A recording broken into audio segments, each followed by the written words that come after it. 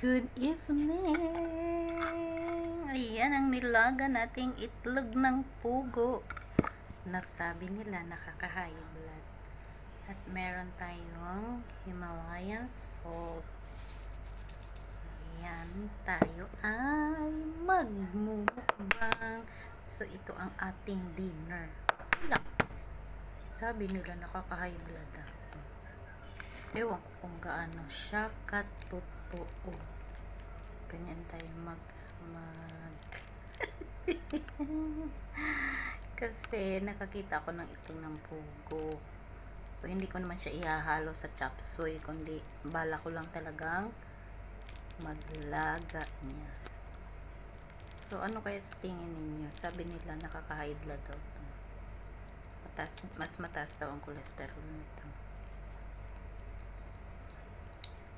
Parang wala na akong cholesterol kasi na ano na yung kakapuyat. Sausaw natin sa asin at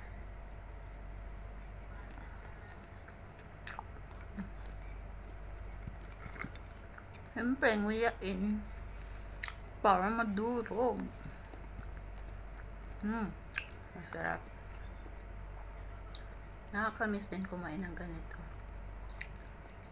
O baka magtira ako, lagyan ko siya ng, gawin ko siyang yung iprito, lagyan ng harina tas iprito. Mga ano lang ang kakainin ko dito. Nakaano na ako nakatatlo. So siguro mga 5 pieces. Ano lang tong binili ko? 12 pieces. Wala pa siyang 1 real. Magkano yun? Basta kaya ako napabili kasi sabi ko, mura lang pala itong itlog pugo dito. Pero meron talaga dito. Tsaka nabili din ako minsan nung yung nanay niya. Yung nanay niya. Masarap tong nanay niya isabaw. Isabaw na lagyan lang ng maraming bawang. Asin, paminta. Yun lang ang ilagay mo. Tapos lalambot yun. Parang halos walang laman. Pero small bird ang tawag nila. Yan. Ang ating dinner.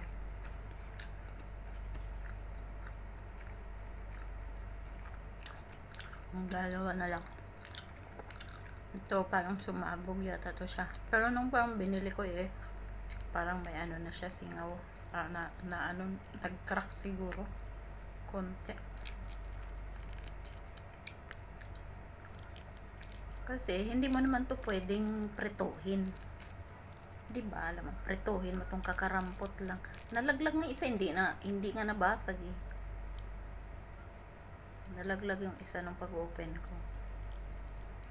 Masarap to ilagay sa chop suey. Diba, panghalo sa gusto mo magsabaw. Tapos ihalo-halo mo siya.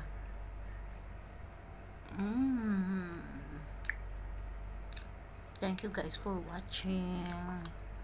Good night everyone. Gaano kaya katotoo? Yan.